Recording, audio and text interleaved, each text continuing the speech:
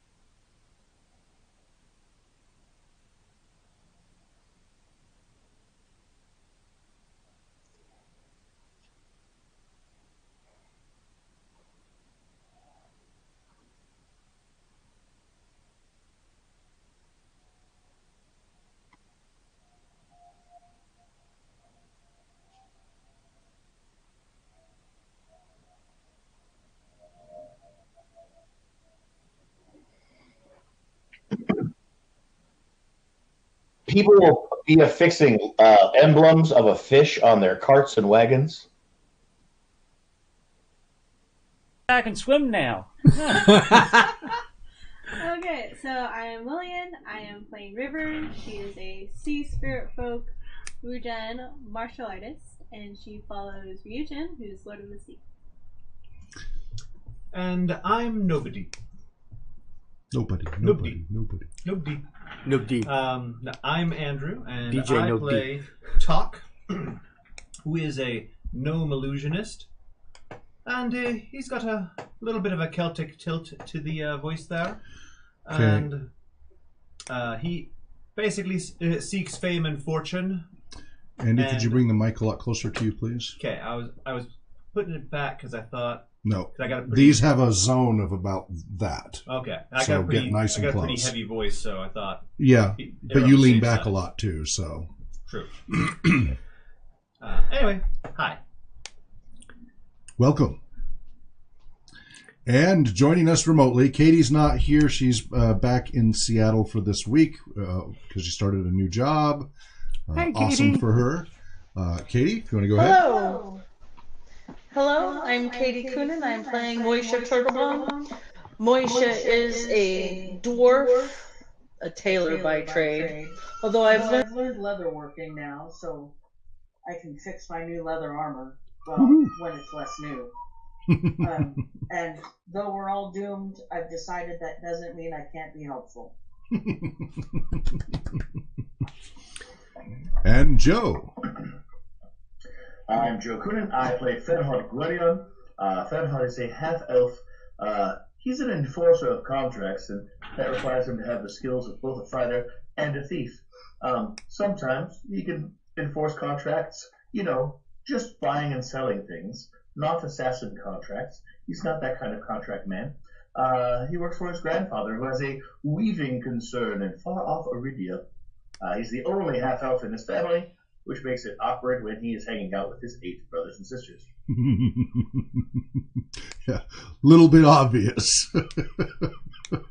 One of these things is not like the others.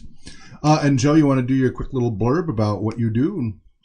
I have, for 25 years, been performing and teaching with Jet City Improv in Seattle. We are an improv theater. We do comedy and stuff like that. We're also a nonprofit, and we do outreach. We teach classes for homeless and at-risk youth, and we teach classes for incarcerated youth year-round. And we go to summer camps all throughout the summer, providing entertainment and classes for kids who go to summer camps that would not be able to accommodate, that are able to accommodate their particular needs, but wouldn't, for kids that could not go to an ordinary camp. Wonderful. Thank you for that. And behind the scenes, we have Dan, who's helping to run the tech, juggling all of the audio and video and such there. Hello, Dan. And also in the chat room as a fellow moderator is Pyro, who's remoting in and there to help serve as guide and helper in the chat room if you are watching us live on twitch.tv/RPG Research during our live broadcast from 6 p.m. to 9 p.m. Pacific time. So let's go ahead and recap where we were at last week so everybody's fresh in their memories. Now, we do this, yes, partly for the show, but really anytime you run a weekly role-playing game, because remember, part of the purpose of this is to just kind of show what an average role-playing gaming group would do. We try to keep it as close to what you would do in your own house. We're using cameras for broadcasts and such, but we're not using Fantasy Grounds or Roll20. We're not using costumes. We're not using voice actors and professional actors, etc. It's all just a mixture of folks who are enjoying the game, and we use miniatures and dice and whiteboard just like you would in your own living room of your own house with your friends. And hopefully we don't get into combat today because I didn't bring the minis. Well, that will definitely depend on how the group handles things. Although, it's all River's fault. Considering the forces, if you guys got in combat in this situation, it would be over pretty quickly. I don't think miniatures would be necessary. I slapped that smirk off the elf's face. Just yeah. What could possibly go wrong? Sounds like a cunning plan. Yes. So let's go ahead and recap from last week. Well, okay, the week before last, because last week we were down 2 players. Quick yes. interruption. Please.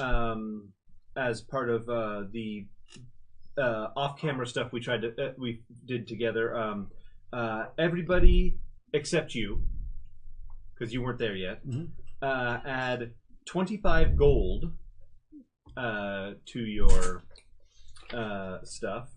Includes Joe and yes, everybody that was part of the ambush. Yes. Oh, way back when. Yes. Yeah. 6 silver, 21 copper, and 5 platinum. You're rich. If that was so 25 gold, 6 silver, 21 copper, and 5 platinum. Thank you. We also have a small amount of leftover, which I'll just put into a group pool. Our 401k? Emergency fund. And this was pretty much loot from that cavern fight? Yeah, the canyon fight. This is from all the money pouches of the guys we killed. Torn would have declined it because it's weird taking dead people's money. You just kill them, take their stuff. Okay. Put it in like the. You just. But if you wait long enough, Torin will forget where it came from. Yes, he will. Where'd the emergency fund come from? Nowhere. Don't worry about it. All those, towns have been thankful for us doing things for them, so they just gave us money. It was an expense account. Okay, then I'll just add it together. Anyway, carry on. All right. So, previously on Heroes of the Mist, you had all traveled north of the Druid's Gate. You had your encounter with what you believed to be some sort of deific avatar, and that shook a few people up. You traveled north to the northern crossroads, came to a wasteland of battle with hundreds of bodies of centaurs, humans, and wood elves. As the road was blocked to the east by fallen wood, you were trying to clear your way through. As night fell, the dead arose by the hundreds. Some of the group were split up in the party and were taken into custody by wood elves in the woods, then brought back around. The wood elves then helped with the fight against the hordes and hordes of zombies. Somebody described that episode as, what was it? Walking Dead. Beirut, or Walking Dead Beirut, something like that. And Karn went down a couple of times, but the youngin here actually managed to help save Karn. By the power cord. By the power cord. And anyway, you guys managed to hold that off with the help of the wood elves. Finally cleared a path through to get your horses and supplies through. The wood elves then maintained the boundary, and then you guys continued on. You then spent the night there, and met the next day emissaries of the wood elves, including a general from there, and had some conversation. And then you were going to head back out to, now in the daytime, back to the battlefield in the hopes of having a conversation with the other warring factions. And let's go ahead and let you guys put that all in your words about. So go ahead and from when you got to the crossroads to you're about to head back, give your character's perspective of how things transpired. When we got to the crossroads and we found the combat scenes, right? Where we saw the dead bodies and everything. Is that where you want us? Or after we fought the zombies? From when you first got to the crossroads, but a short version like I just did. Right, with the looting. So I, quite thinking well ahead into our upcoming meetings with the various creatures of the other races, I went and got tribute for them from the dead bodies. Unfortunately, the crows didn't like my taking anything away from there. And so I was nearly pecked to death by a crow. Not a raven, though. If it had been a raven, it would have been all right. So we came up to a crossroads where it was blocked by trees. In order for us to continue forward, we had to spend the time to remove them. And our friend Moisha had left to find waters that would help us get through easier. But she was gone too long, so we got nervous and went searching for her. I used a spell to track Moisha. Found Moisha, who was being escorted back by wood elves. And before we can explain too much to them, we were attacked by hordes and hordes of zombies, which we heroically held off until we could get through the woods. And now we are waiting for a meeting of the Centaur leaders, the Northmen leaders, and the Wood Elves leaders to hopefully brook a peace as opposed to getting killed ourselves. Okay. Any personal, with all that happened, any emotional experiences for your character of all of that? Because that was all just very factual. Yeah. It was extremely emotional to be attacked by what I thought was a representative of Odin. But fortunately for me, Odin was not in the case, and I was just nearly pecked to death by a common crow who mistaken my intention. Well, I was taking his shinies, so that's all I cared. It did enough damage to kill a level 1 adventurer, didn't it? Yeah. I First don't level understand adventurer these would have terms. And that is D&D, folks. Or at least my character would have. Yeah.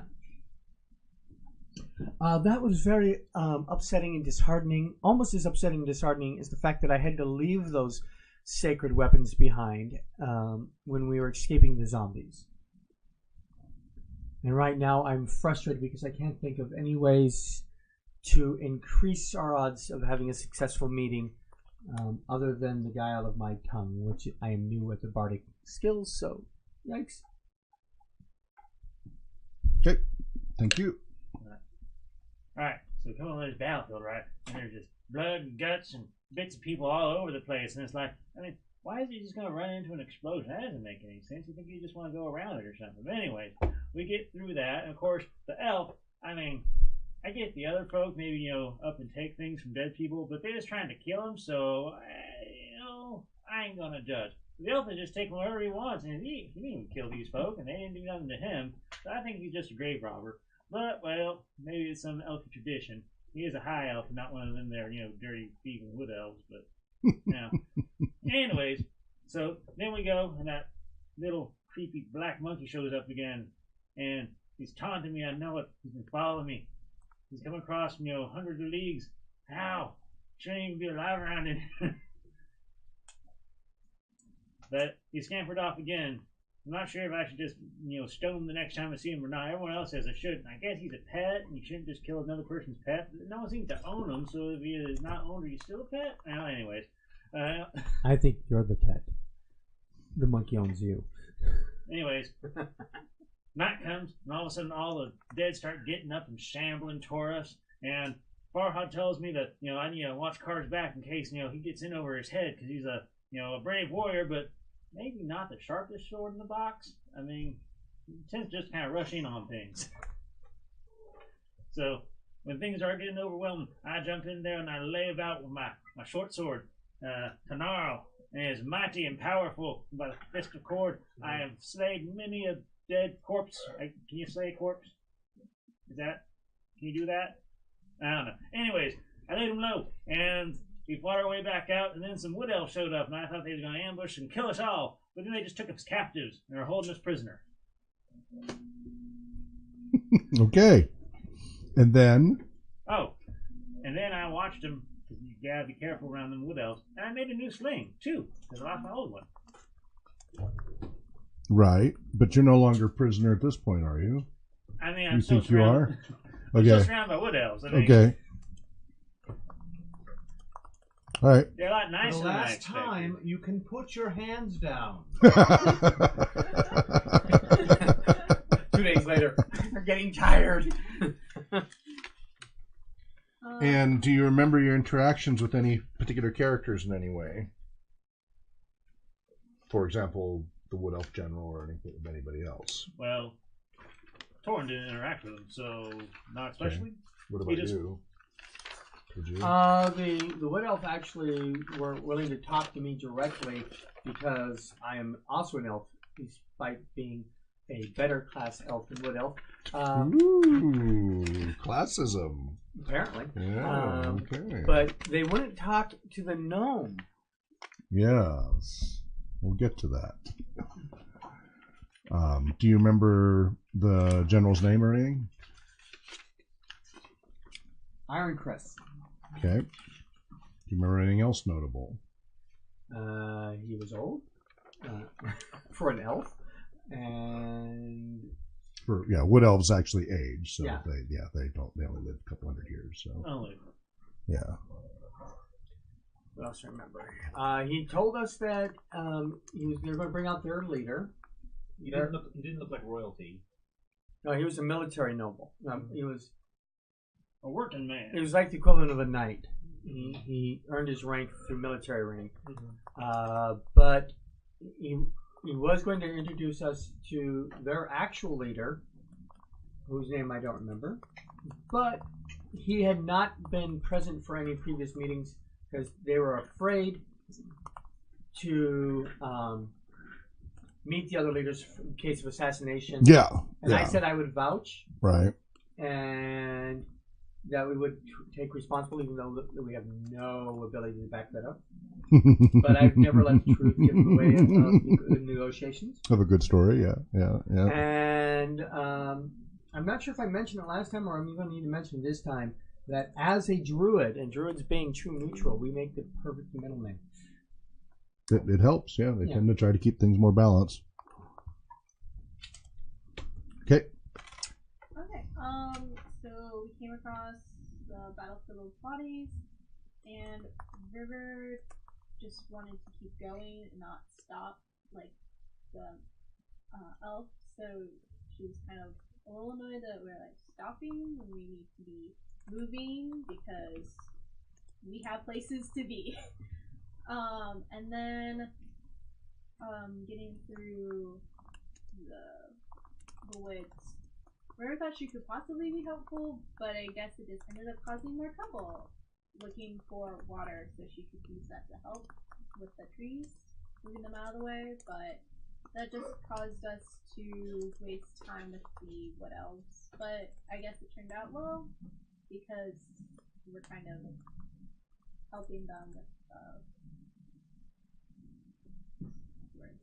Negotiations? A treaty. So week, I guess. Yeah. Yeah. Somebody's mic is making a lot of background noise. So please mute when you're not speaking. Thank you. I'm trying to figure what happened. Oh, while we were fighting hordes of zombies, River decided to make Farhad stronger, and she's interested in seeing what he thinks about that. Yeah. So as you're walking to this, you want to have that discussion? No. Because it's going to take a while to walk back. I don't know. You guys are riding back from the elf gate to the battlefield back.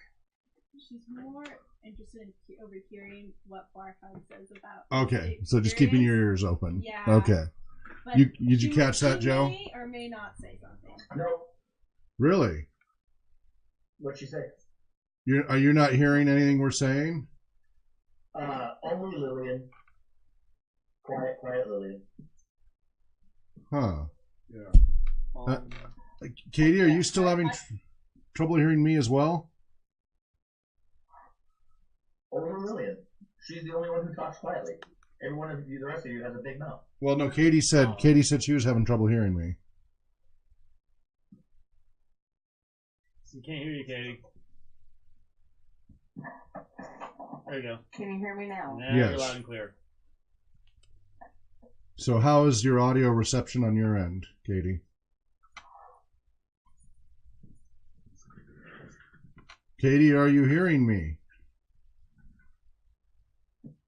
I am hearing you. Can you hear me? Yes, I can hear you, Katie.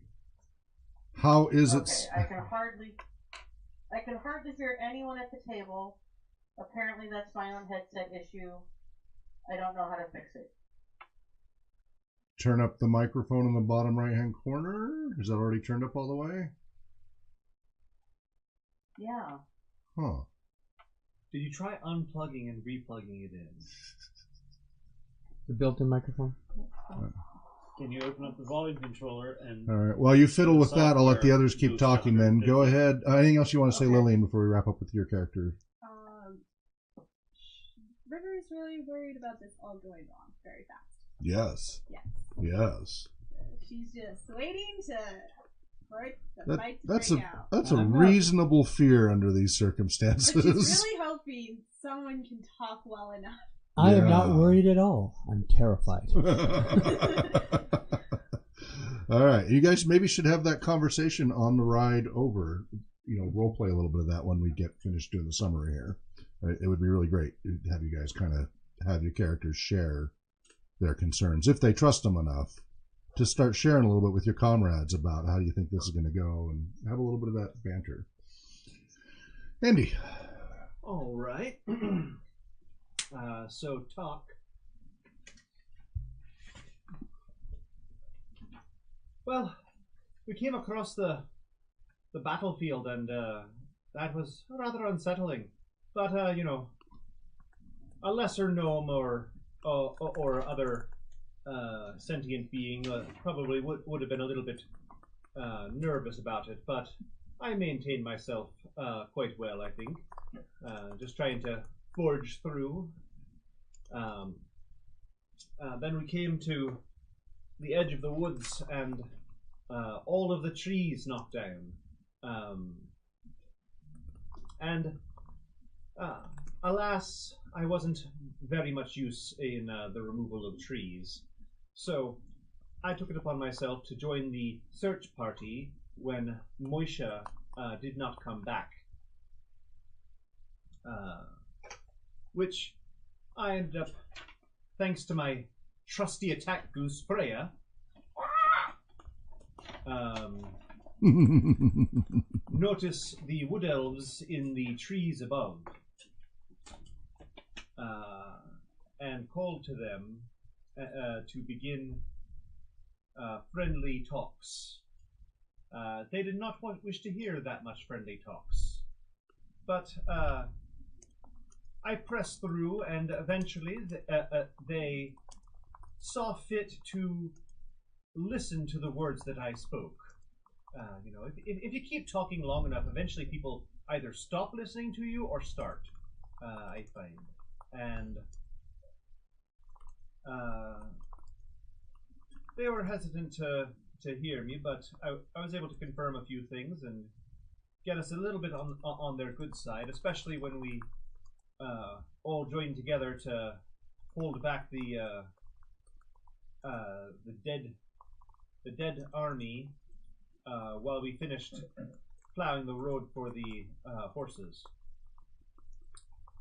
And then I got a little bit scared when I tried to do an illusion on these zombies, and they noticed it and all turned towards me in the exact moment, which that's not usual in any story I've ever heard of the undead.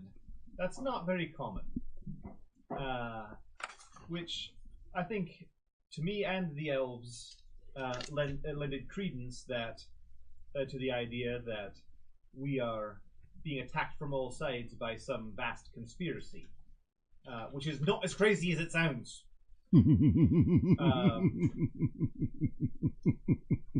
So then we were allowed to go with them to the Wood Elf City, I guess, from the outside. And after a long, long wait, we finally met the general, who again was reluctant to hear the words that I spoke. But, I laid my charm on, and eventually I won him over and was able to convince him to allow us to act as intermediaries towards a potential truce between the three warring kingdoms in efforts to defend against these outside foes that seem to be conspiring. And yeah, that's where we're at, I think. Okay, and Moisha?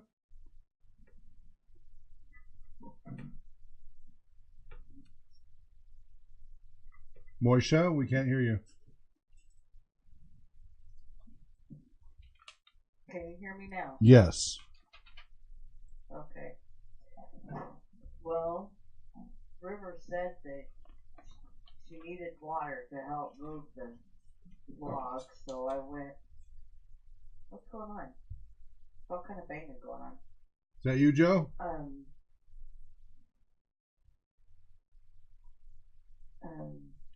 Go ahead. Anyway, River said she needed me to find water for her to do something to help move the logs, so I went looking for water and found wood elves. That wasn't. You had one job. But I tried to explain that I meant no harm, and they kindly only took me prisoner. And then they brought me back, and got to River, and then they ended up taking all of us to meet their general. But at least we had a relatively safe sleep for the night. Now I don't know what's going to happen. Okay. And Farhad Guardian. Joe?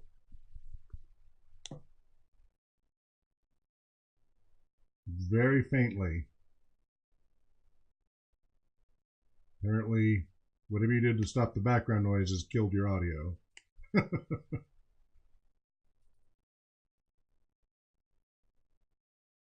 We cannot hear you. Hello, Joe? Joe? I'm working on it. Okay, there you go. I'm working on it. Okay. Yeah. No sense in me talking until I get to the actual control to make it louder. Understood. How's that? Yes, much better. All right. So, we have been traveling for quite some time since the Druids came. We finally arrived. We found a battlefield. It looked very, very grim. There were half centaurs everywhere, both halves. There were half elves everywhere. I mean, full-blooded wood elves, but cut in two. There were also a bunch of Northwanders. They were mostly in one piece, but not in a normal shape. There were holes in the ground, and trees exploded, and all sign of chaos and mayhem and blood and gore. We discovered that there was a bunch of logs blocking the road to go east. We really wanted to go east. River and Moisha, they decided to go off and find a river. Her name is. Oh my goodness! I just got that. Oh my! I thought it just sounded like, but no, she's a. Yeah, I get it. Well, they had to find some water for some reason. I imagine some strange foreign tea reason. And while they were doing that, I spoke with everyone else who remained, which is mostly Karn. He's the only one who really, has opinions. Everyone else is just curious. We decided to cut the logs. It would be much faster to cut them than to go around.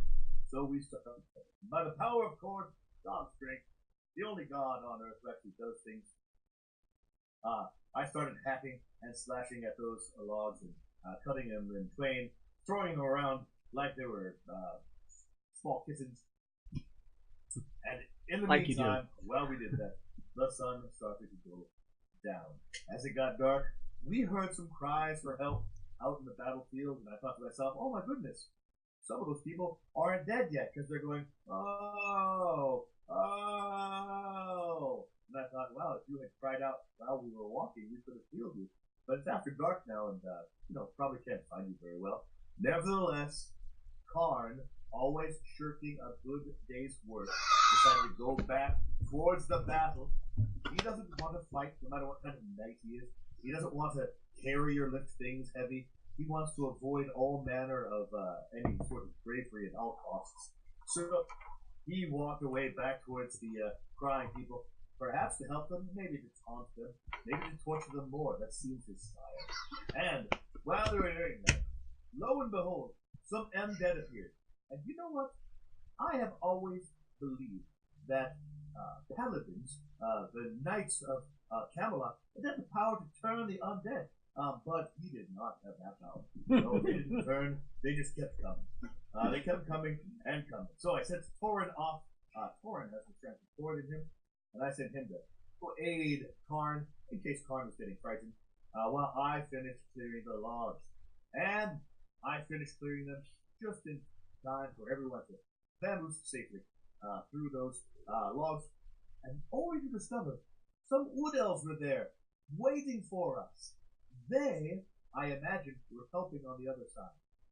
So perhaps it wasn't all my own strength, perhaps a little help from the wood elves. Who better to help with fallen wood? We greeted them. It was wonderful. They are very hospitable people. They're kind of terse. They're not very gregarious and friendly, but they did bring us to a big, safe clearing near their citadel of trees. And we sat there, we got some meals, we cooked, we took a nap. Morning time, we woke up, did our blessings of cord in the morning, push-ups, burpees, running in place, that sort of thing. And then we met the General Ironcrest. Yes. Now this is a man, he seems like a warrior would seem. Very, very humble. He didn't come in armor. He didn't come with, gold or silver or any sort of filigree. No, just a battalion of men to escort him. He walked through them, came up, we had a nice chat. He said that he's as tired of war as just about any good man could be. And he asked for our help because he knew, being a wood elf, sometimes you really don't leave the woods ever. So it's nice to have a worldly person of experience, to have a conversation with strangers. People who are unlike you are best at talking to people who are unlike you, and there's no one more unlike a wood elf than a centaur. Or a Northlander, really. They're both equally not wood elfy. Yes, that makes sense. And so we decided that we would do so. We got ready, we got dressed. The morning time came. Is he high now? We headed straight out to the clearing, where the zombies were, to have our meeting. So there's definitely a time limit on the meeting. Yes. Beautiful. Thank you for that recap, Joe. All right. So you guys are all, being escorted on your way back. You're all on horseback, and you're traveling through the dappled forest. Now that the sun is up, the light's coming through, in a filtered green canopy. It's quite lovely. You again see, here and there, wildlife just kind of stopping and looking at you. They don't seem particularly afraid. They don't stay in the middle of the road or anything, but they watch you from the edges of the road and such, and just kind of watch your procession go by. Any conversations your characters would like to have with each other as you are heading to a meeting with the leaders of 3 major groups that have been at war with each other on and off for a long time, and somehow you guys have ended up in the middle of trying to work this out? Any conversations your characters might want to have with each other, maybe in preparation? Yes, Marshall. What kind of materials does your family weave? Silks. Exclusively. Exclusively silk. That's very interesting. Well, Are you? heavier than silk is of no value in this. I understand that, but there was an Iridian merchant who sold me some silks a while back, and part of why I had to leave. They were very, very expensive, but, well, they all dissolved just under very delicate watching. They just fell apart. That wouldn't have been your family silks, would it? Seems to me like you got some substandard silk. Yes, no. Good silk could last generations. There's no way it would dissolve under washing. If you had silks that dissolved under washing, you did not speak with a merchant. You spoke with an illusionist. It was not that kind of dissolving. It just was very poorly made silk. It just kind of fell apart after the first wash. Just the threads just came apart. How did you wash it? Did you wash it with your rough dwarven hands on a stone? No, I soaked it carefully. And laid it out to dry gently. And upon the first wasn't wearing, they just fell apart. And wasn't this a rather large quantity? Silks, they do not melt. Interesting.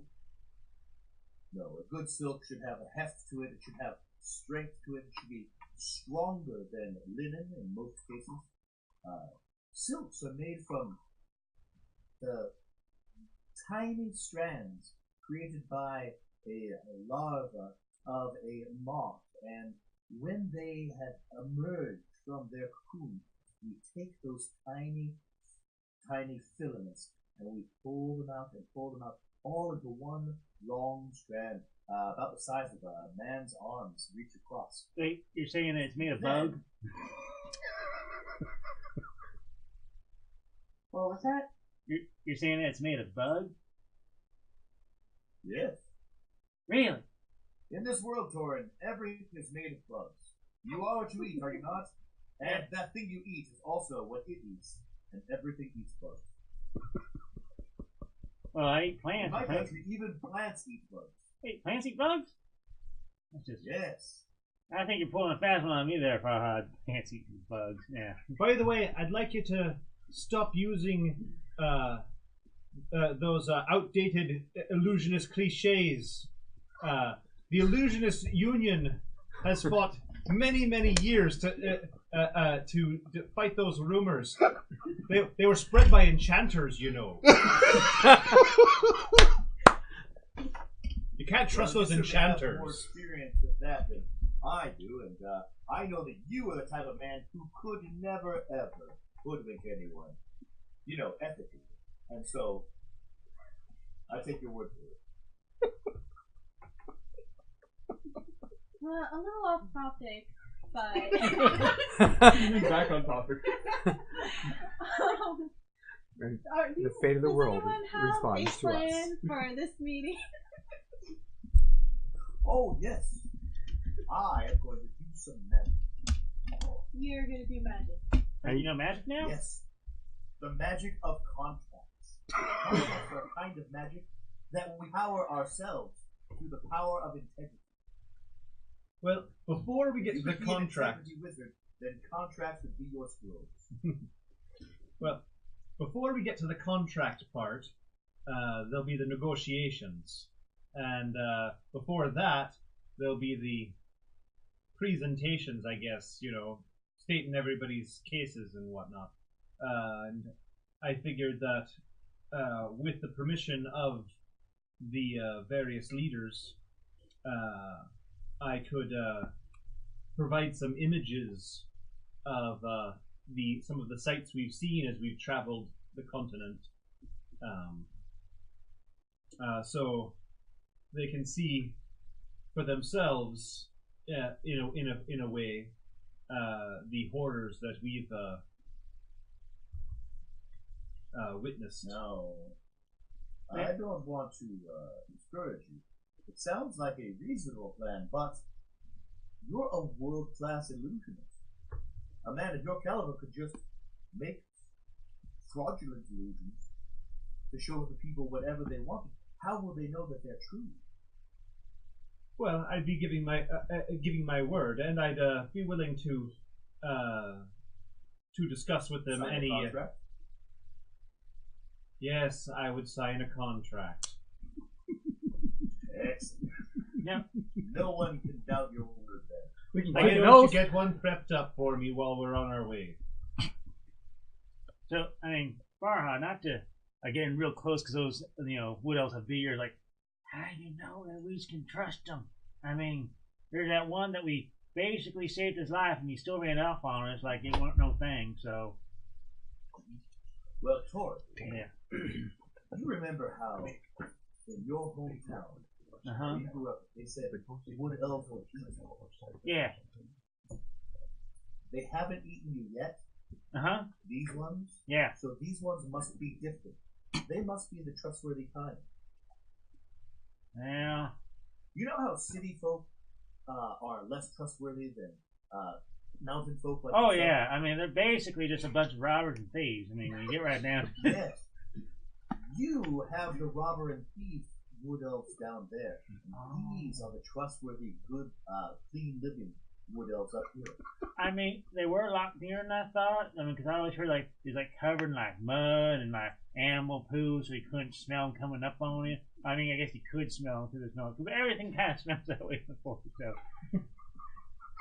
I mean, it's like those little jiggets on the road, the one with the big old teeth that we ended up running through. I figured they'd be a lot more like that. Yes, I've heard about the excrement forest of the south. They grow the best mushrooms.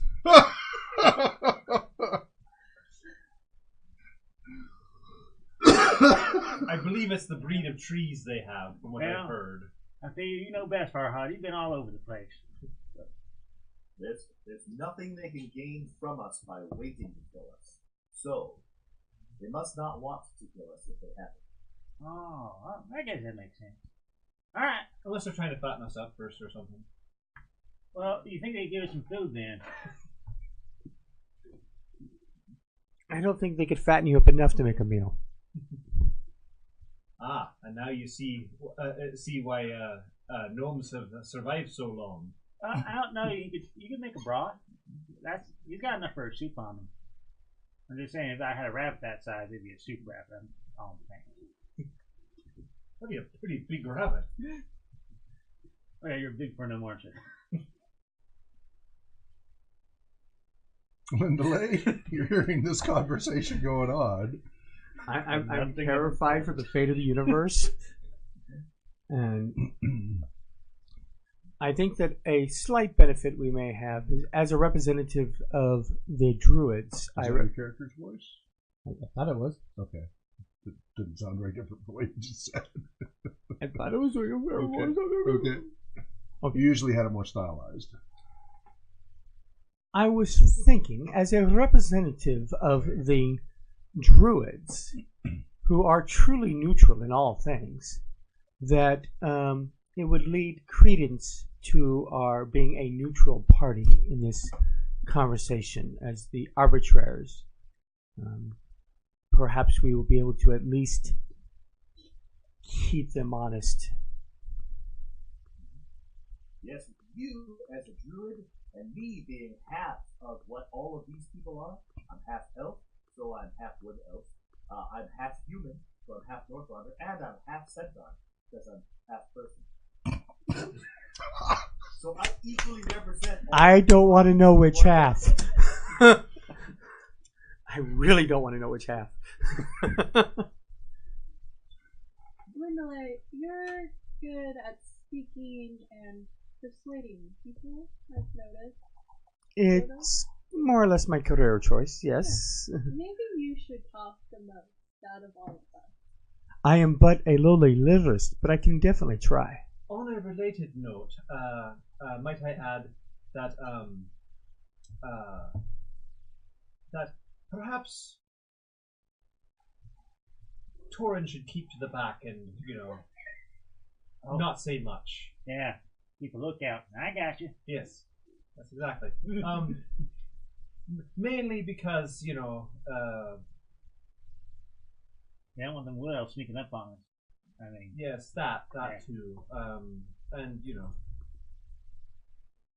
humans are humans, at least southern humans, are often not trusted up in this region. It's just the accent. And though we, of course, know that you are the most trustworthy person in the world, it seems. Oh, thank you. I try. We know that, and they don't, because they haven't been traveling with us quite so long. So, perhaps you look strong from the back. Will do. Maybe do Power some cord. Maybe do some cord exercises for them to. Oh, I know. Farhad, what we can do is before we get things started, we can have a wrestling match and kind of ornate the whole thing in the eyes of Cord to help get his blessing on the whole process. That'd be good, right? Maybe we should not do that. Oh, but I mean, See, not everyone In is case a there's follower. fighting to be done, we don't want any of our potential adversaries to be a bit stronger than normal. all right. We also do not want to give them a curse, of course. Hey, you get curses of Cord? Of Man, course. There's a lot of this I being a don't know, priest I but should it really seems learn like- about. If you're blessed, then you can curse. Of course, there's curses of cord. Okay. Because I was just thinking, we should learn to make that there holy water. Maybe just, There's only one way follows the cord make holy water, sweat. and that's by sweating it out. Yeah, so I'm thinking we can save it in the bottle, right? And then we can dip our, our arrowheads wherever when we need to use it, and boom, got our own holy water. Huh? Yeah. Worth a try. All right. Although, by dousing them with it, it may just make them followers of cord. Well, that'd be Make good them too, I ultra guess. strong zombies. Well, I guess we'll know when we find out. I feel like I've given Hawk a terrible idea. I feel like there's been a lot of terrible ideas that have floated around this conversation. So, fade out. My plan. Well, you guys just haven't really come up with a plan yet. Arrive What? at the table. My plan is to talk to all of the leaders of the centaurs and the wood elves and the Northlanders. If what the Northlanders truly want is to escape the ice, then giving them passage through these lands should be no problem whatsoever. If protection against the ice giants is what they want, then band together is a good option. There are good options for them. The wood elves, they don't like outsiders, but they are happy to see them going through than coming to stay. And the centaurs, I really don't know what they want. But I mean, everyone will be better together than separate. it seems that they should just go on all the way down south and fight Mordred and then just get some land from the king or something. I mean, that'd work. They don't have land. They can just go south. There's already the North Rounders down south anyway. That is assuming anything can fight Mordred's forces at this point. Torin, do you remember how hard a time we had coming through Regnumstead the Indian? And how 2 of us were short and 3 of us had pointy ears, and so we couldn't go to hotels? Yeah, I kind of remember that. Yes. Now imagine if you, instead of having pointy ears, had horse legs. There's a good chance that the centaurs will not be welcome down there. Although, there are a lot fewer towns now, so maybe there's more space for them to take. Well, what about the North Rounders? I mean, if they come and help, then all the North Rounders just go south, and you got enough land for the elves, and then you got North land for the centaurs, and it'd be done with, right? I mean, Sure, but will they go south? Then they would become South Rounders. Who even knows what those are? I guess that would be really confusing. Well, see, as long as they don't go all the way south, they could still be North Ronders of something. Until they go south enough that they're going back to being north. What are you talking about? How about they just stop before they go too far south, and we just call them Ronders? Yes, we can call them all Rondo. So, here's the way I see it. When we arrive there, we each have a important job.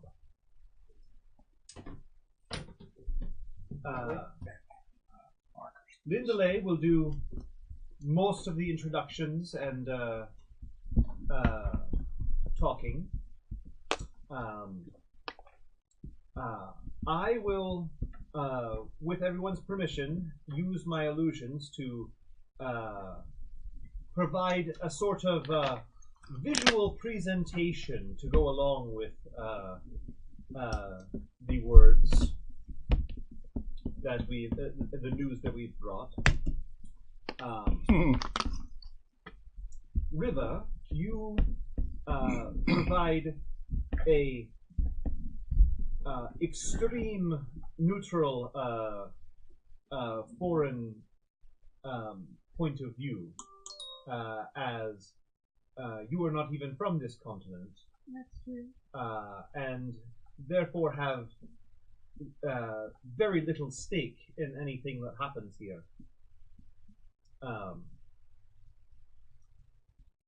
Farhad will, of course, provide the contract upon the successful negotiation of a truce, or treaty if we're lucky. And Torin Yeah. will be very strong Uh-huh. in the background, I can do that. making sure that everyone knows that Should I keep my shirt on? yes, Okay. that we are ready to defend all three parties should anyone attack from the outside. All right, I got it. Me and Carr will sit there and stand guard. Yeah. And Moisha, your job is perhaps the most important of all. Your job is to let everyone know exactly how floundered we all are if all of this fails.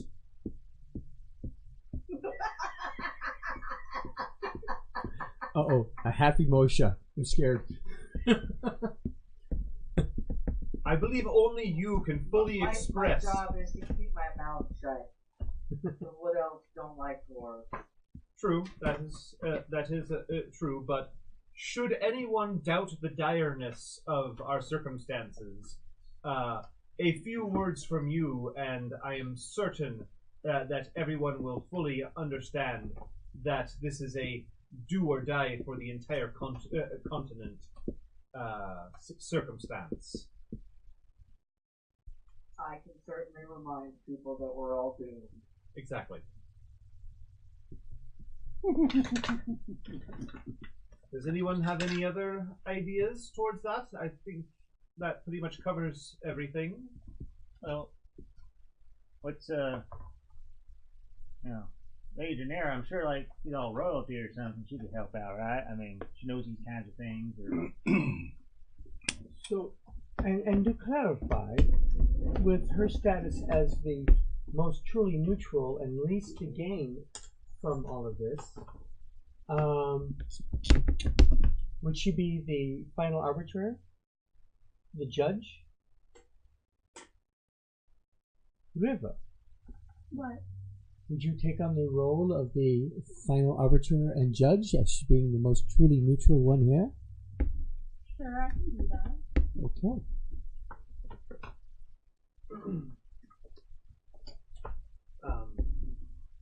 So I turn to Karn and Dranera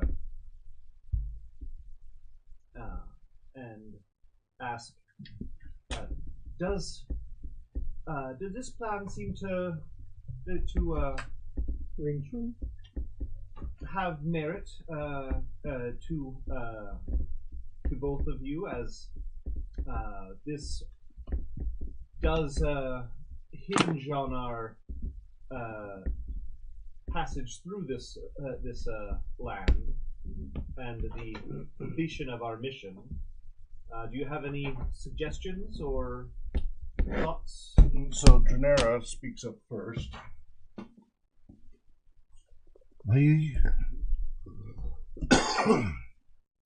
I would advise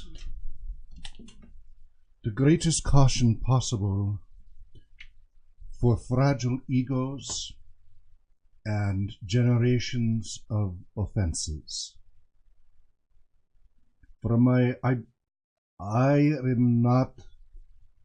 I'm afraid that my studies on this area are a little weak for these particular peoples.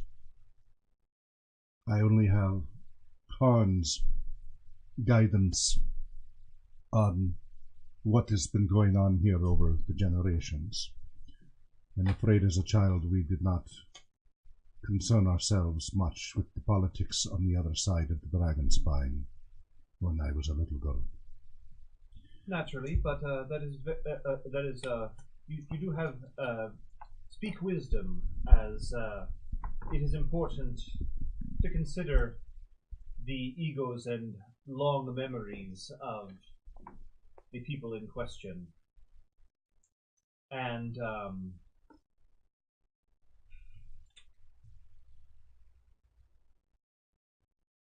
okay.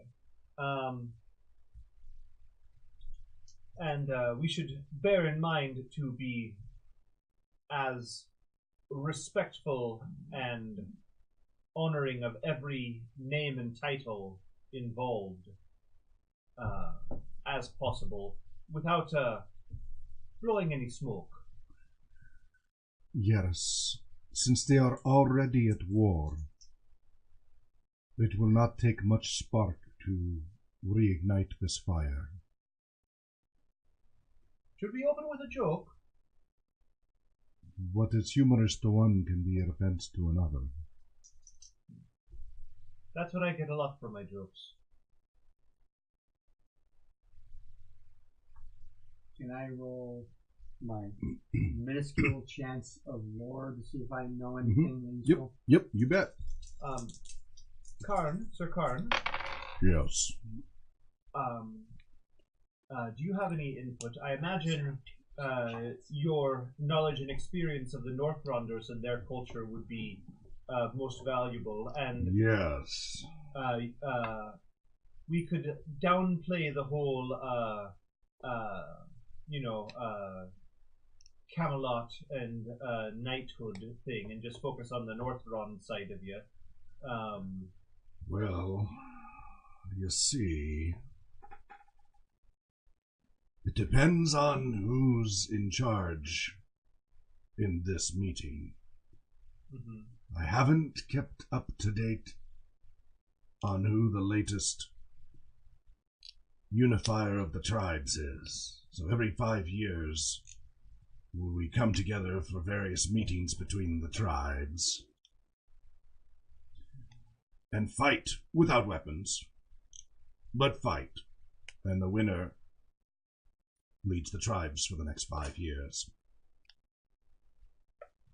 What if they're very good fighters, but make really bad choices? Yes, well, that's our tradition. And yes, that's been a problem. Now these fights are not just brawls. There's planning. They're basically small wars. So they at least are good tacticians and strategists. This goes on for several weeks, so it requires a lot of planning. So they are at least leaders in wartime. Well, that's something to consider, because as long as it's not the one who won last time, we should hopefully be okay. If it's Vashtun, oh, curse his name. Oh, as long as it's Vashtun not him. Well, it's every 5 years. Surely by now someone's overthrown him. I hope. He's my age. We were rivals long ago when I was young. Of course. So as long as it's not him, he was the most unreasonable, arrogant. He did not agree with the 5-year rule. He wanted to be made, through all the elders, the leader, unifier of all the tribes indefinitely for the rest of his life and all of his kin. Oh, a king, yeah, we got those. So, well, I'm hoping by now he's been long since overthrown. I guess if he's there, then you just keep a low profile. Hopefully he wouldn't even recognize me by now. Haven't seen him since I was your age. So maybe keep your helmet on. Yeah. With the face guard down. Yeah, that would not be disrespectful for. So, for the Northrons, my mother was a chieftain of our people at one point. Wait, they used to be chiefs? Of course. Yeah. All of our women can fight just as well as our men. We're raised with weapons in hands from the moment we can hold one. Huh. It makes it difficult at the dinner table, but you know. Indeed. He actually cracks a smile on his craggy face. The relationship between the Northrons and the Centaurs has been good with Regnum Sapientium. Arthur stabilized the borders. Before him, after Uther fell, it was chaos and war, and unpleasant times. Arthur brought stability not just to Regnum Sapientium, but the surrounding lands in so doing. Instead of many disparate warlords grabbing for power in all directions, they no longer have to worry about their southern borders being encroached upon once the treaties were all signed long ago. It is interesting that they're encroaching on the west of the Wood Elves' lands, but if it sounds right, they're not daring to cross the lands of Regnum Sapientium yet.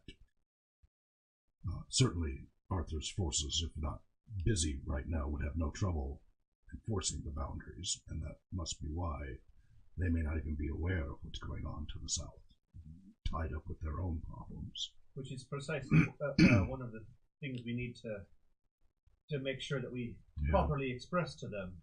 Generations ago, they were all allies. We all fought, and all of our kind, all the elves, the humans, the centaur, the Northrons, the gnomes, the dragonborn, the dwarves, all fought against the great, back in the Great Battle centuries ago.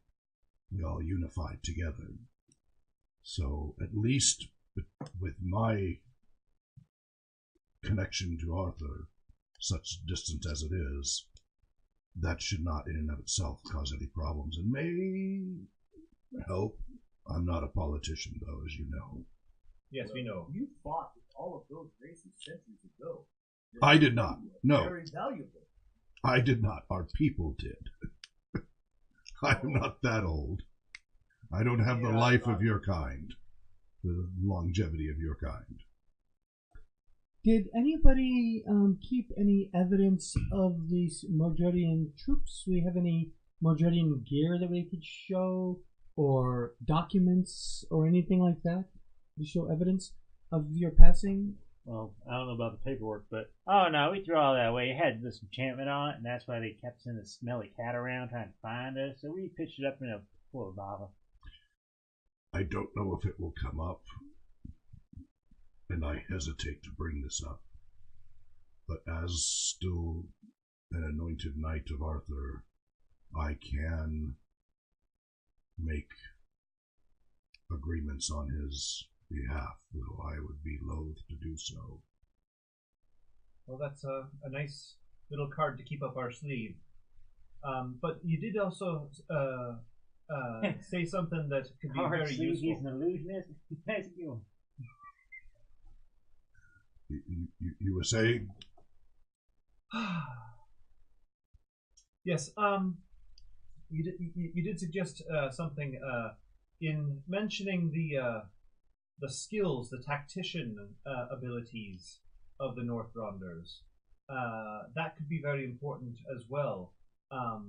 If we could emphasize the skills and values of each of the three parties, that could aid in a unified battle against an outward force. I think the least trouble will be unifying the Northrons and the Centaurs. They have had small border skirmishes over forever, but no big animosity. We've fought against each other and we fought together. It's kind of like brothers, siblings in a way. So there should be easier to address, but the Wood Elves, he looks around warily, that I understand no love lost there. Those tensions are old and strong. But what would you say the major skills and usefulness that the Centaurs could provide into an alliance? Depends on, they have been great tradespersons and transport and cavalry, of course. They're great warriors. Oh, and they mostly live rurally. They're not exactly farmers. They're more hunter-gatherer. He looks over at Dranera and she nods. But they're a great hearted people. Mm-hmm. They are slow to trust, but once their bond is built, very loyal. But if you betray them, they almost never forgive. There'll be no rolling of animal handling. That's the absolute worst thing you can do. Don't handle the centaurs. They're very offended when you do that. But I got shit with you. And again, traditionally, we Northronders and Regnum Sapientium traded with the centaurs, and the centaurs often acted as to transport goods and services rapidly as needed. And in wartime, excellent, both messengers and cavalry and transport, second to none. What do the Wood Elves value the most? And what are their He looks around warily. and what are their prides? What He looks around even more nervously. What do they? And you can see him like literally biting his tongue, like. Politely. What are their skills aside from the obvious? Guerrilla warfare? Dark monkey They warfare? prefer to keep to themselves and prefer to have nothing to do with the outside world, not even other wood elves or other elves, as you know. Yes. They want their lands kept the same and growing and ancient, and want nothing to change. I see. So what would please them most would be a temporary truce to prevent these outside forces from disturbing their peace, and allowing them to have a more lasting truce. You see how huge these trees are. Mm-hmm. They're old. You notice they're older than the woods we traveled through earlier. The closer we came to the wood elves, the older and greater the trees. Mm-hmm. That is their greatest value, is their woodlands. So emphasizing that the Mordredians would gladly burn their forests, maybe... You see a couple of wood elves following along kind of perk up a little bit when you say burn their forests. Now remember, most of the wood elves here can't speak Regnum Sapientium. Except the parts we don't want them to hear. They only know the bad words. Burn forest. But you catch a little twitch from a couple of the riders. Yeah, if we emphasize the risk that the Mordredians present to them and their most valuable possession, they may accept the protections and the aid of others. Perhaps if I could show them the power of Mordred's magical forces. Didn't you say a dragon attacked you? If only. Something worse than a dragon? Can you show them that? The problem is what we're heading to, that wasteland, that was all wooded, hundreds of years old. Mm-hmm. And in fighting here, whoever's fault it is, those woods are destroyed. That's one of the most grievous injuries for the wood elves. It will be hard as we stand there in the wasteland of that destroyed hundreds of feet, thousands of acres of destroyed woods. So a hundreds of acres motto of never again may be appropriate? If this cannot be repeated, we must... But that's going to be the fault in their view. Oh, and he's going to look around very nervously, very carefully, of the centaurs and the Northronders. It's going to be very difficult to calm them. The Wood Elves have always been quick to anger and very slow to trust. Ever. They trust no one but their own. Pardon, Sir Elf. Just one of the riding along elves. I gesture to whichever one seems to be like in charge of us and seems to know what we're talking about. Way up ahead. Yeah, that's I holler. Okay. So it was one of the ones that could roughly speak a little Regnum Sapientium. Reins his horse back until you catch up and rides along. Yes, what is it? I wonder just it's a small thing. I only ask out of respect for you and your amazing, magnificent woods here.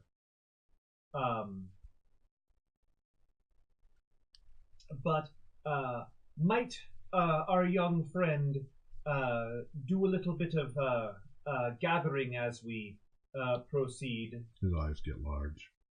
Simply, what I would like to do is obtain some seeds. His eyes get even bigger. You see Karn give a... Only for the purposes of replanting. Now he gives you a look of curious. And starting and with a small handful of trees, plant and start the forest anew in the fields. You want seeds now? To plant as part of a ceremony of truce. For today. Saplings would be better. Well, sapling, of course, that would be good. But I would never suggest that one of our party obtain a sapling. A sapling would be, of course, your people's purview. Will speak with the general's aide. But a handful of seeds or acorns. I will speak with the general's aide. Yes. Okay. Thank you. Anything else? No, just that. Good. He rides on. You can still keep talking to him if you want, but that's what he does. Is he starts to ride ahead. Thank you. Okay. He rides on up ahead and goes up and speaks to the general's aide, and you see the general's aide. Yeah, just angry gestures, but you can't tell much more than that. Okay, so that idea is probably not going to offer us any. Then another gesture, and then the elf that you're talking to points back to you. You see this elf look back at you and glare at you. His eyes get large. Doesn't like the idea of repairing his horse, apparently. So that's what you see happen.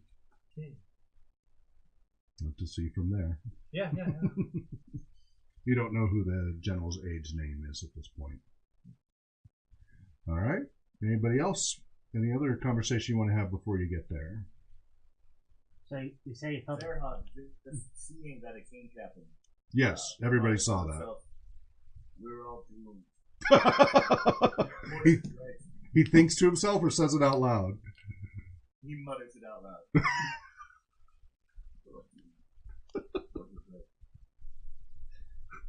Moishe, you hear that from Farhad.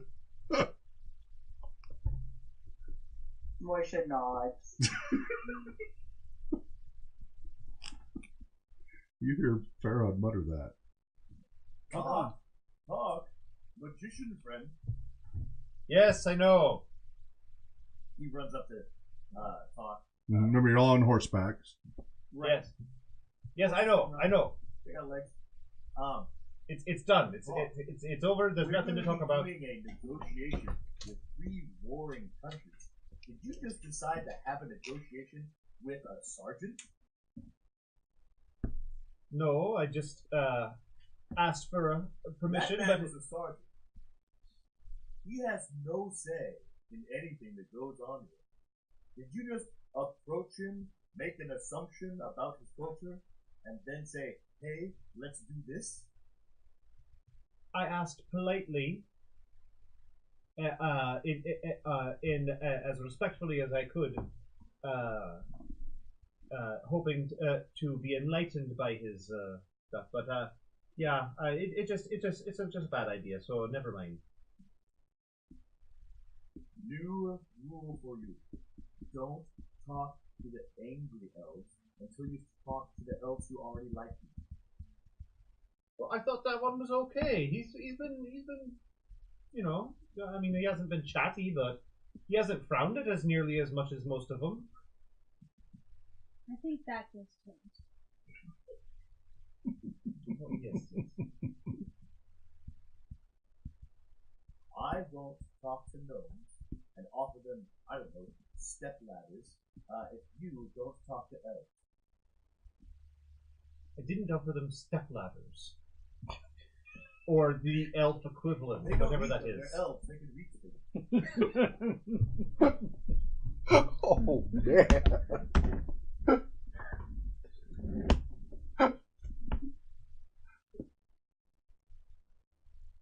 I hate you.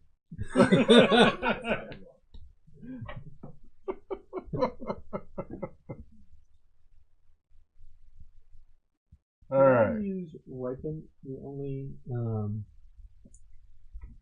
cantrip that's even remotely close to what I have planned in mind to make a sapling take root better and grow a little bit. It would it would depend on the plant and such, if that's appropriate, like ripening an apple and stuff. So it's like for an apple tree.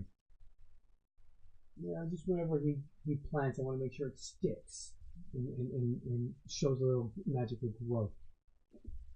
Right. There's a later spell in other editions called Bloom as a cantrip for druids, but the closest I've got here is ripen. Hmm. It's the only actual plant affecting druidic orison there is. Hmm.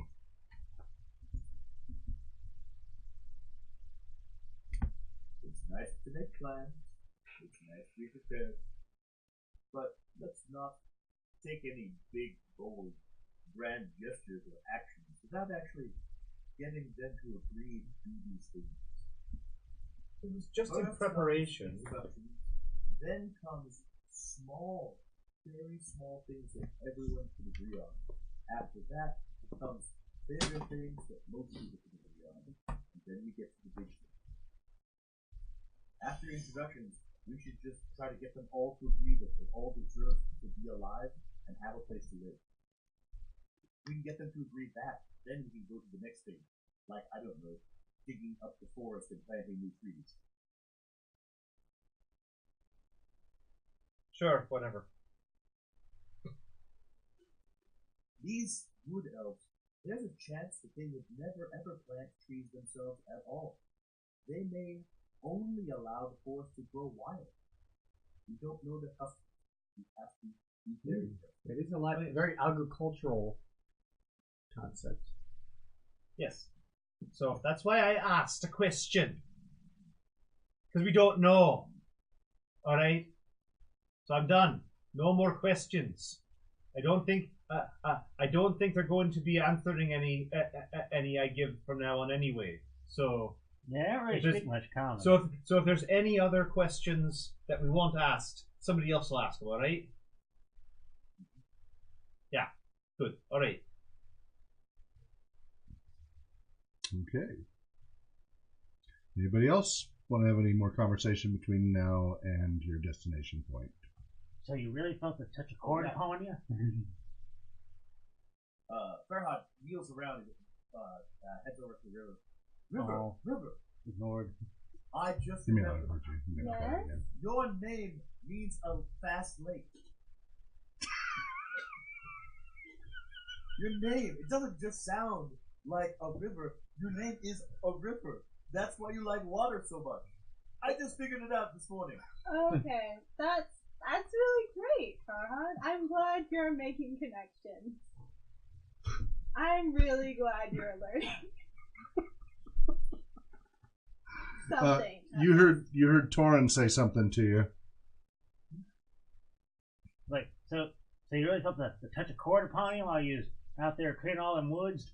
Because reference to the the mighty strength to start pulling things up. Well, of course. Cord is within you and within me and within all who value strength. I don't know if you were watching. You may have been chatting with Karn or too busy protecting him. Oh no! Those tripled emaciated dead bodies. Oh, there's something else. It's like I just like there wasn't nothing. It's just like passing straight through them. All of a sudden, they just hit the ground like a shack of potatoes. And yeah, no, it was. I really think I had his blessing, but in like a different kind of way because it didn't feel stronger, but it was more like nothing could stop me. I was the mightiest warrior alive, kind of stronger. You know what I'm saying? Yes. All right. Truly, we were blessed. A tower cord. Yes. And without him, we are slightly less strong. So Farhad, exactly how much stronger did you get clearing those trees? Like on a scale from 1 to 20. I feel like I got, I don't know, 18.2% stronger.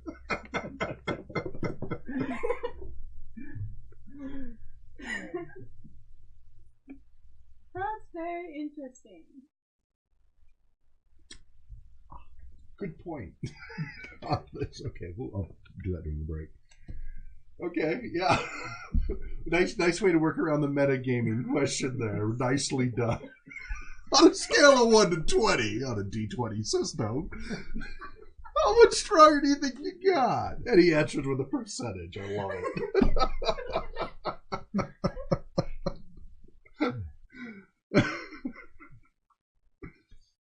So he answered with that. Yeah. No later. Okay. All right. Cool. Moisha, anything you want to say?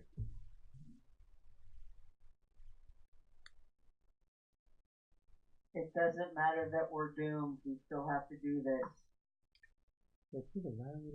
All right. Anything else you guys want to say before you get there? Because otherwise you're going to arrive.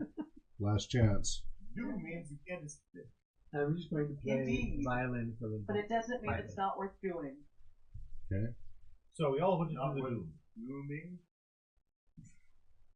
Okay. Anything else you guys want to do to plan? Because otherwise you're going to arrive at the clearing. Nope. Okay. All right. So you guys, after riding a little longer, what's that? I do want to. If we get a chance to pick up the 3 weapons, we could present them to each of their. Each clan. Each clan can get their own weapon back. Yeah. That might fly as about as well as my suggestion just made. And we don't want no bird pecking at you again. I mean, if you show up covered in birds like last time, it ain't gonna be good. So as you're saying this, as you come around a bend, you see the area where you recognize the area where, and you can still see a few corpses being picked up and hauled here and there. The break in the woods where you guys had pulled all those logs to the side to make a clearing through, and you can see dozens of wood elves slowly trying to haul the bodies off the trees and back into the field. And there are piles, but you see the piles are sorted. There's a mound of centaurs and related. There's a mound of Northronders, but you don't see any wood elves' bodies lying around anymore. You just see the other ones being unceremoniously thrown into the pile. They're not smoldering piles or anything. They're just mounds here and there, scattered as they found them. But the road through is clear. They've cleared the road through. And you see the road heading back to the crossroads. And you see back at the crossroads, on the northeastern part of it, is a small tent and encampment, which appear to be the Northronders. And on the west side of it, a small group and encampment that appear to be the Centaurs. And you see a pavilion, an open pavilion, where all parties can see into it, but it's covered in case of the weather, with some long tables, 3 tables in the shape, of a kind of open rectangle there. Nobody's there yet, but it's all been set up. You also see a little ways down the road your 3 weapons there, and a crow on top, and a whole small group of crows pecking around on the ground there, about a couple dozen crows pecking at the ground around it. Yeah, see, that's what I'm saying. So, and that's just off the side of the road there. So we're going to leave it there. We have to go ahead and take a break. When we come back, you guys will enter into this, and we'll see what happens. A lot on the line here. A lot could go wrong, and really great things could happen. Roll for initiative. We'll be back in about 10 minutes. Stay tuned. Heroes of the Mist is an audience interactive show. If you join our Twitch channel during live show times, you will automatically gain hero points. You can gain... Heroes of the Mist is an audience interactive show. If you join our Twitch channel during live show times, you will automatically gain hero points. You can gain additional hero points by making nice, supportive comments, referring friends here, tweeting about us, and sharing with others about the show. By taking such actions and showing them to the chat room moderators, they can give you bonus hero points. You can also gain even more hero points by donating. One of the goals of this show is to raise awareness about role-playing games and what they actually are and how you can actually play them. But it is also to raise funds for RPG Research, the 100% volunteer-run, non-profit 501c3 charitable research and human services organization spanning multiple continents across the globe. These volunteers are studying the effects of all role-playing game formats and their potential to improve lives for many people by helping them achieve their educational, professional, recreational, and therapeutic goals. You can donate to RPG Research at rpgresearch.com/donate, or just go straight to patreon.com/RPG Research and become a Patreon supporter. Our programs help various populations, including but not limited to at-risk and high-risk populations, ADHD, autism spectrum, brain injuries, muscular dystrophy and related disorders, anxiety, social phobia, social skills development, the incarcerated populations, rehab, drug rehab, PTSD, depression, and many others. For every $5 single donation, you can gain 50 bonus hero points. If you become a Twitch subscriber, you gain 500 bonus hero points each month. If you become a Patreon supporter, for every $10 monthly donation through Patreon, you gain 1,000 bonus hero points each month. For example, $20 a month donors get 2,000 hero points per month. These hero points you can then spend to have a near real-time impact on the adventure. We even try to name NPCs and creatures in a way, if we can, that will include your Twitch username, GM's discretion, and your preference, of course. See the Audience Interaction section of the MistHeroes.com website for more information about earning and spending those hero points. The show will begin shortly. This message may repeat. Welcome to Heroes of the Mist, a homebrew Worlds of Beirut multiverse campaign using advanced Dungeons & Dragons 1st Edition. This is a family-friendly edutainment stream.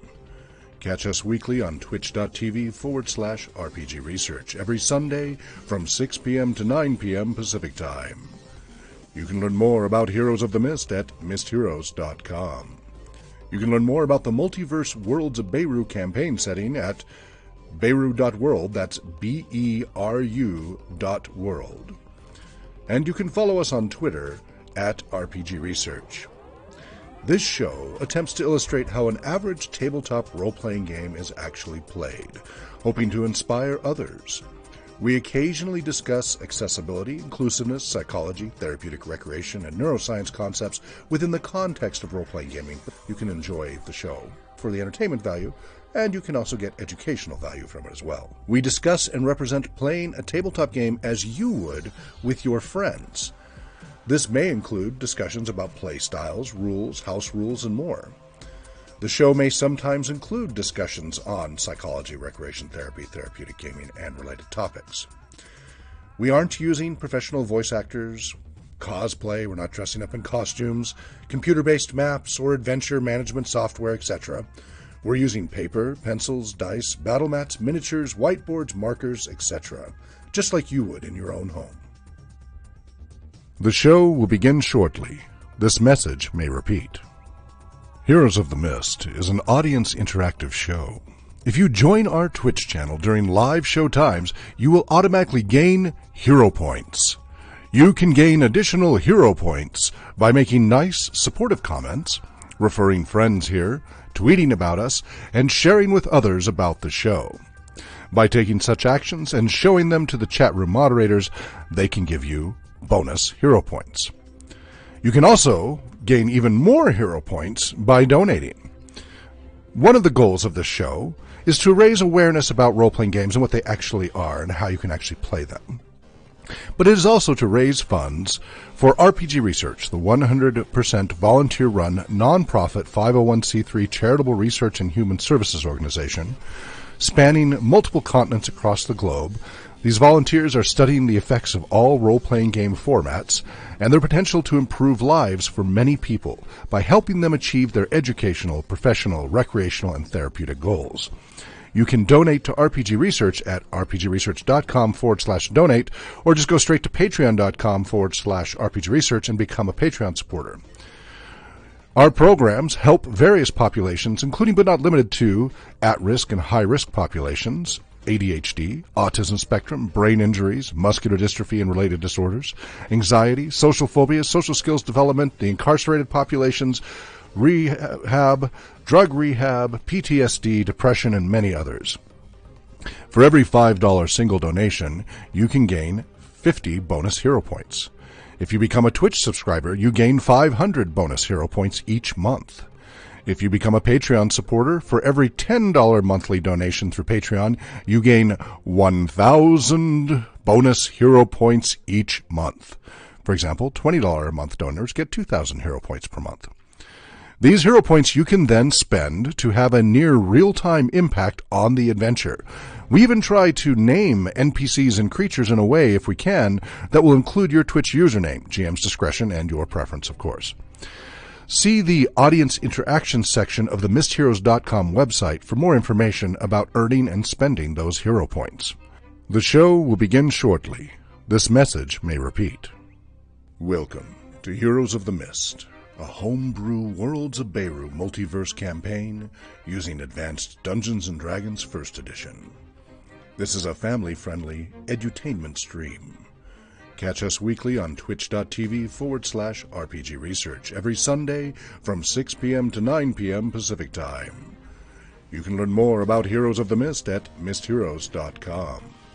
You can learn more about the multiverse Worlds of Beirut campaign setting at Beirut.world, that's BERU.world.